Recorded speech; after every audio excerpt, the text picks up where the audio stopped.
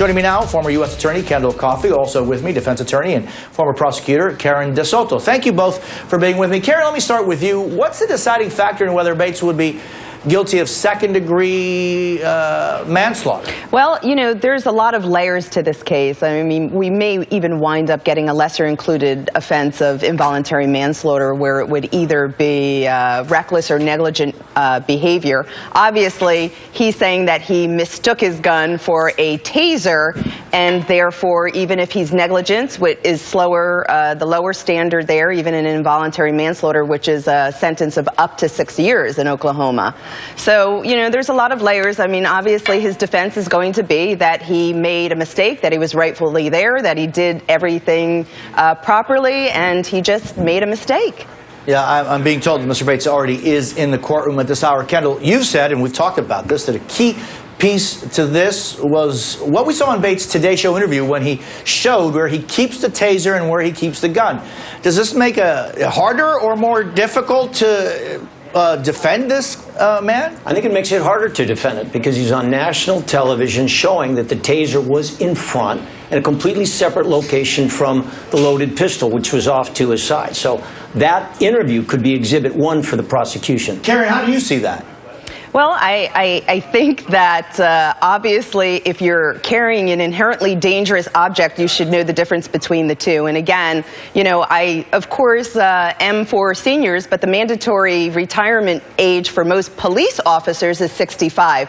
So the idea that a 73-year-old man was armed with a gun, those are the type of mistakes that are going to happen, and that's why they have 65 as a mandatory minimum for retirement for police officers, because of safety issues like this. Yeah, and Kendall, the fact that the attorney for Eric Harris, the Harris family, is alleging that Bäйтsa wasn't trained on the gun that he fired, but does this really play a part in any of this? I mean, he doesn't say that the gun went off mistakenly. He said he thought he was bringing the taser out. Yeah, I don't think the difference between the caliber of the gun is going to make any difference at all. And a lot of these training issues might well not even get into the trial. If it comes down to a second-degree manslaughter, then it's a question of whether there was a degree of negligence when he pulled out the wrong weapon, making a fatal error. That's going to be the issue. And I don't think we're going to hear a lot about the training issues in a second-degree manslaughter trial. With each gun, you're supposed to have a minimum of training hours. So it has been reported in the news that the gun that was used, he was not trained properly on it. So that could be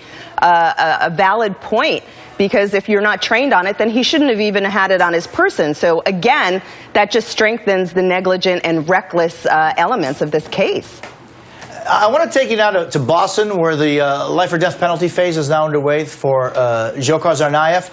Kendall, the prosecution is seeking the death penalty. What does it need to prove? Well, they've got to prove, most basically in legal terms, certain aggravating factors. The amount of planning, the vulnerability of the witnesses, the cruelty of the actions that we're taking. And then in human terms, what they want to show is there was no remorse whatsoever on the part of Dzhokhar Tsarnaev. They've got a strong case, and it's uphill for the defense. And Karen, it's been an uphill battle all along, right, for the defense. I mean, what does it need to do to convince yours to spare his life? Well, I mean, the strategy here is to make it look that he was manipulated by his brother, but, you know, I have to say that his own words right before he thought he was going to die kind of negates that. But again, the strategy is I was led by my brother, I was manipulated, I was brainwashed, and I followed his lead, and please spare my life.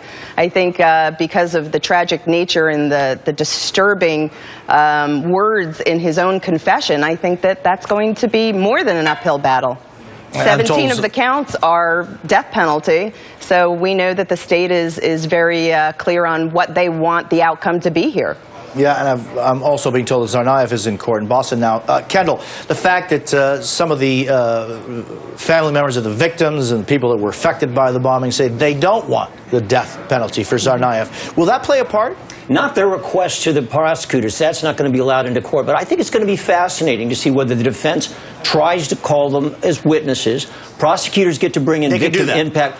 We're going to find out, because a lot of things are going to be tested in this case. And the defense argument is going to be, hey, prosecutor, you called them, broke the jury's heart with some of the testimony, and the victim impact on them is critical, and closure for them is better than a protracted years battle over appeals concerning a death penalty. Kendall Coffee and Karen De Soto, thank you both for being with me this morning. Thanks.